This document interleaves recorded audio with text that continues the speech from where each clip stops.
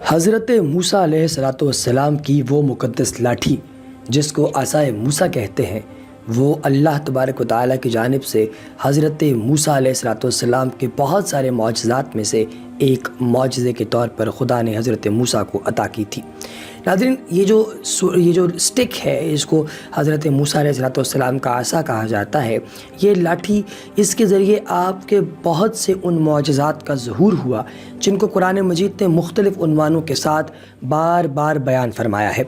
اس مقدس لاٹھی کی تاریخ بہت قدیم ہے، جو اپنے دامن میں سینکڑوں اور تاریخی واقعات کو سمیٹے ہوئے ہے، جن میں عبرتوں اور نصیحتوں کے ہزاروں نشانات ستاروں کی طرح جگمگا رہے ہیں، جن سے اہل نظر کو بصیرت کی روشنی اور ہدایت کا نور ملتا ہے۔ یہ لاٹھی حضرت موسیٰ علیہ السلام کے قد برابر 10 ہاتھ لمبی تھی، اور اس کے سر پر 2 شاخیں تھیں جو رات میں مشعل کی طرح روشن ہو جایا کرتی تھیں۔ یہ جنت کے درخت پیلو کی لکڑی سے بنائی گئی تھی، اور اس کو حضرت آدم علیہ السلام بہشت سے اپنے ساتھ لائے تھے۔ حضرت آدم علیہ السلام کے ساتھ عود یعنی خوشبودار لکڑی، حضرت موسیٰ علیہ السلام کا عصا جو عزت والی پیلو کی لکڑی کا تھا، انجیر کی پتیاں، حجر اسود جو کہ مکہ معظمہ میں ہے، اور نبی معظم حضرت سلیمان علیہ السلام کی انگوٹھی، یہ 5 چیزیں جنت سے اتاری گئیں۔ ریپیٹ کر دیتا ہوں کہ کون کون سی ایسی چیزیں ہیں جو کہ اللہ نے جنت سے اتاری ہیں۔ ان میں حضرت موسیٰ کا عصا ہے جو عزت والی پیلو کی لکڑی کا تھا، انجیر کی پتیاں، حجر اسود جو مکہ معظمہ میں ہے، اور نبی معظم حضرت سلیمان علیہ السلام کی انگوٹھی، یہ 5ویں چیزیں جو ہیں یہ اللہ پاک نے جنت سے اتاری تھیں۔ حضرت آدم علیہ السلام کے بعد یہ مقدس عصا حضرت انبیاء کرام ہیں ان کو یکے بعد دیگرے بطور میراث کے ملتا رہا۔ اب آپ اس کے بارے میں کتنا جانتے ہیں یہ آپ نے کمنٹ سیکشن میں لازماً تحریر کرنا ہے، اور اس عصے کے بارے میں جو ہم آپ کو واقعات بتانے والے ہیں، یہ واقعات جو ہیں وہ بھی آپ نے لازماً سننے ہیں۔ ویڈیو کو آخر تک ضرور دیکھیے گا۔ اگر آپ نے ابھی تک ہمارے چینل اسپاٹ آن کو سبسکرائب نہیں کیا تو نیچے دی گئی لنک بار میں موجود سبسکرائب کے بٹن پر کلک کیجئے اور چینل کو سبسکرائب کر لیجئے۔ اس کے علاوہ وہیں پر موجود بیل آئیکن یعنی گھنٹی کے نشان کو دبا کر آنے والی ویڈیوز کی اپڈیٹس کو بھی آن کر لیجئے گا۔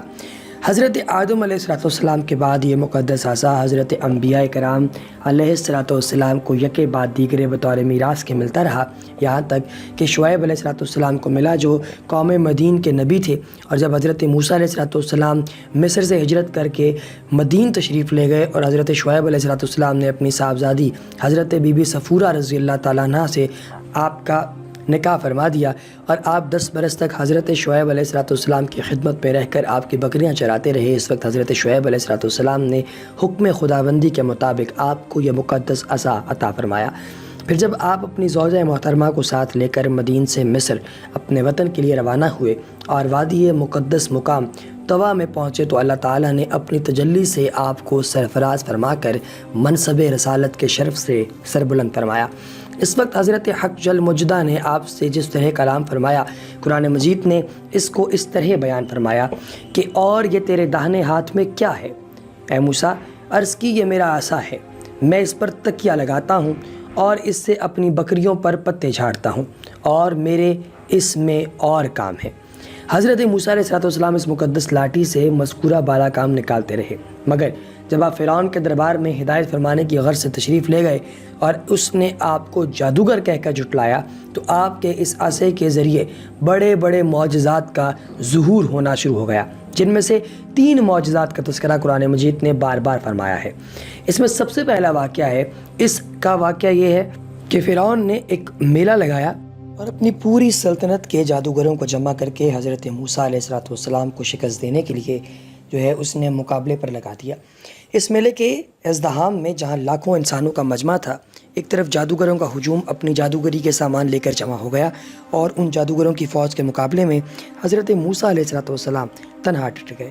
جادوگروں نے فرعون کی عزت کی قسم کھا کر اپنے جادو کی لاٹھیوں اور رسیوں کو پھینکا تو ایک دم وہ لٹھیاں اور رسیاں سانپ بن کر پورے میدان میں ہر طرف پھنکاریں مار کر دوڑنے لگ گئیں، اور پورا مجمع خوف و ہراس میں بدحواس ہو کر ادھر ادھر بھاگنے لگا، اور فرعون کے ان تمام جادوگروں کو اس کرتب کو دکھا کر اپنی فتح کے گھمنڈ اور غرور کے نشے میں اپنے آپ کو بدمست کرتے ہوئے 1 منٹ بھی نہیں لگا۔ اب اس جیسے ہی انہوں نے یہ حرکت کی تو شادمانی سے تالیاں بجا بجا کر اپنی مسرت کا اظہار کرنے لگے۔ وہ کتنے میں ناگہاں حضرت موسیٰ علیہ السلام نے خدا کے حکم سے اپنی مقدس لاٹھی کو ان سانپوں کے ہجوم میں ڈال دیا تو یہ لاٹھی ایک بہت بڑا اور نہایت ہیبت ناک اژدہا بن کر جادوگروں کے تمام سانپوں کو نگل گیا۔ یہ معجزہ دیکھ کر تمام جادوگر اپنی شکست کا اعتراف کرتے ہوئے سجدے میں گر پڑے اور بآواز بلند یہ اعلان کرنا شروع کر دیا کہ ہم سب حضرت ہارون اور حضرت موسیٰ علیہ السلام کے رب پر ایمان لے آئے۔ چنانچہ قرآن مجید نے اس واقعے کا ذکر کرتے ہوئے ارشاد فرمایا، بولے اے موسیٰ یا تو تم ڈالو یا ہم پہلے ڈالیں۔ موسیٰ نے کہا بلکہ تم ہی ڈالو۔ جب بھی ان کی رسیاں اور لاٹھیاں ان کے جادو کے زور سے ان کے خیال میں دوڑتی معلوم ہوئیں تو اپنے جی میں موسیٰ نے خوف پایا۔ ہم نے فرمایا ڈر نہیں، بے شک تو ہی غالب ہے، اور ڈال دے جو تیرے داہنے ہاتھ میں ہے اور ان کی بناوٹوں کو نگل جائے گا۔ وہ جو بنا کر لائے ہیں وہ تو جادوگر کا فریب ہے اور جادوگر کا بھلا نہیں ہوتا۔ کہیں آوے تو سب جادوگر سجدے میں گرا لیے گئے، بولے ہم اس پر ایمان لے آئے جو ہارون اور موسیٰ کا رب ہے۔ اس کے بعد دوسرا جو واقعہ آتا ہے وہ ہے عصا مارنے سے چشمہ جاری ہو گیا، جو کہ حضرت موسیٰ علیہ السلام کے عصے کی نسبت سے تھا۔ بنی اسرائیل کا اصل وطن شام تھا، لیکن حضرت یوسف علیہ السلام کے دور حکومت میں یہ لوگ مصر میں آ کر آباد ہو گئے اور ملک شام پر قوم عمالقہ کا تسلط اور قبضہ ہو گیا، جو بدترین قسم کے کفار تھے۔ جب فرعون دریائے نیل میں غرق ہو گیا اور حضرت موسیٰ علیہ السلام کو فرعون کے خطرات سے اطمینان ہو گیا تو اللہ تعالیٰ نے حکم دیا کہ قوم عمالقہ سے جہاد کر کے ملک شام کو ان کے قبضے اور تسلط سے آزاد کروائیں۔ چنانچہ آپ 6 لاکھ بنی اسرائیل کی فوج لے کر جہاد کے لیے روانہ ہو گئے، مگر ملک شام کی حدود میں پہنچ کر بنی اسرائیل پر قوم عمالقہ کا ایسا خوف سوار ہو گیا کہ بنی اسرائیل ہمت ہار گئے اور جہاد سے منہ پھیر لیا۔ اس نافرمانی پر اللہ تعالیٰ نے بنی اسرائیل کو سزا یہ دی کہ یہ لوگ 40 برس تک میدان طیہ میں بھٹکتے اور گھومتے رہے اور پھر اس میدان سے باہر نہ نکل سکے۔ حضرت موسیٰ علیہ السلام بھی ان لوگوں کے ساتھ میدان طیہ میں تشریف فرما تھے۔ جب بنی اسرائیل اس بے آب و گیا میدان میں بھوک اور پیاس کی شکایت سے بے قرار ہو گئے تو اللہ تعالیٰ نے حضرت موسیٰ علیہ السلام کی دعا سے ان لوگوں کے کھانے کے لیے من و سلوہ آسمان سے اتارا۔ من شہد کی طرح ایک قسم کا حلوہ تھا اور سلوہ بھنی ہوئی بٹیریں تھیں۔ کھانے کے بعد جب یہ لوگ پیاس سے بےتاب ہوئے تو اور پانی مانگنے لگے تو حضرت موسیٰ علیہ السلام نے پتھر پر اپنا عصا دے مارا تو اس پتھر میں 12 چشمے پھوٹ کر بہنے لگے اور بنی اسرائیل کے 12 خاندان اپنے اپنے ایک چشمے سے پانی لے کر خود بھی پینے لگے اور جانوروں کو بھی پلانے لگے، اور پورے 40 برس تک یہ سلسلہ جاری رہا۔ یہ حضرت موسیٰ علیہ السلام کا معجزہ تھا جو عصا اور پتھر کے ذریعے ظہور میں آیا۔ قرآن مجید نے اس واقعے اور معجزے کا بیان کرتے ہوئے ارشاد فرمایا، اور جب موسیٰ نے اپنی قوم کے لیے پانی مانگا تو ہم نے فرمایا اس پتھر پر اپنا عصا مارو، فوراً اس میں سے 12 چشمے بہ نکلے۔ ہر گروہ نے اپنا گھاٹ پہچان لیا۔ یہ سورہ البقرہ میں درج ہے۔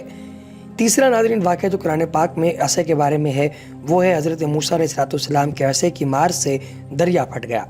حضرت موسیٰ علیہ السلام ایک مدت تک فرعون کو ہدایت فرماتے رہے، مگر اس بدبخت کو ہدایت آنی ہی نہیں تھی۔ اس کو آیات دکھاتے رہے، معجزات دکھاتے رہے، مگر اس نے حق کو قبول نہیں کیا، بلکہ اور زیادہ اس کی شرارت اور سرکشی بڑھتی رہی۔ اور بنی اسرائیل نے چونکہ اس کی خدائی کو تسلیم نہیں کیا، اس لیے اس نے مومنین کو بہت زیادہ ظلم و ستم کا نشانہ بنایا۔ اس دوران میں ایک دم حضرت موسیٰ علیہ السلام پر وحی اتری کہ آپ اپنی قوم بنی اسرائیل کو اپنے ساتھ لے کر رات میں مصر سے ہجرت کر جائیں۔ چنانچہ حضرت موسیٰ علیہ السلام بنی اسرائیل کو ہمراہ لے کر رات میں مصر سے روانہ ہو گئے۔ جب فرعون کو پتہ چلا تو وہ بھی اپنے لشکر کے ساتھ بنی اسرائیل کی گرفتاری کے لیے چل پڑا۔ جب دونوں لشکر ایک دوسرے کے قریب ہو گئے تو بنی اسرائیل فرعون کے خوف سے چیخ پڑے کہ اب تو ہم فرعون کے ہاتھوں گرفتار ہو جائیں گے، اور بنی اسرائیل کی پوزیشن بہت نازک ہو گئی کیونکہ ان کے پیچھے فرعون کا لاؤ لشکر تھا اور آگے ٹھاٹھیں مارتا ہوا دریا۔ اب جیسے ہی وہ وہاں پر پہنچے تو اللہ تعالیٰ نے موسیٰ علیہ السلام کو حکم دیا کہ تم اپنی لاٹھی دریا پر مارو۔ چنانچہ آپ نے جیسے ہی لاٹھی دریا پر ماری تو فوراً ہی دریا میں 12 سڑکیں بن گئیں اور بنی اسرائیل ان سڑکوں پر چل کر سلامتی کے ساتھ دریا سے پار نکل گئے۔ فرعون جب دریا کے قریب پہنچا اور اس نے دریا کی سڑکوں کو دیکھا تو وہ بھی اپنے لشکروں کے ساتھ سڑکوں پر چل پڑا، مگر جب فرعون اور اس کا لشکر دریا کے بیچ میں پہنچا تو اچانک دریا موجیں مارنے لگا اور سب سڑکیں ختم ہو گئیں اور فرعون اپنے لشکروں سمیت دریا میں غرق ہو گیا۔ اس واقعے کو قرآن مجید نے اس طرح بیان فرمایا، پھر جب آمنا سامنا ہوا دونوں گروہوں کا اور موسیٰ والوں نے کہا ہم کو انہوں نے آ لیا، موسیٰ نے فرمایا یوں نہیں، بے شک میرا رب میرے ساتھ ہے، وہ مجھے اب راہ دیتا ہے۔ تو ہم نے موسیٰ کو وہی فرمائی کہ دریا پر اپنا عصا مار، تو جب ہی دریا پھٹ گیا تو ہر حصہ ہو گیا جیسے پہاڑ بڑا پہاڑ، اور وہاں قریب لائے ہم دوسروں کو اور ہم نے بچا لیا موسیٰ اور اس کے سب ساتھ والوں کو، پھر دوسروں کو ڈبو دیا، بے شک اس میں ضرور نشانی ہے اور ان میں سے اکثر مسلمان نہیں تھے۔ ناظرین، ایسی اور انفارمیٹیو ویڈیوز کے لیے دیکھتے رہیے اسپاٹ آن۔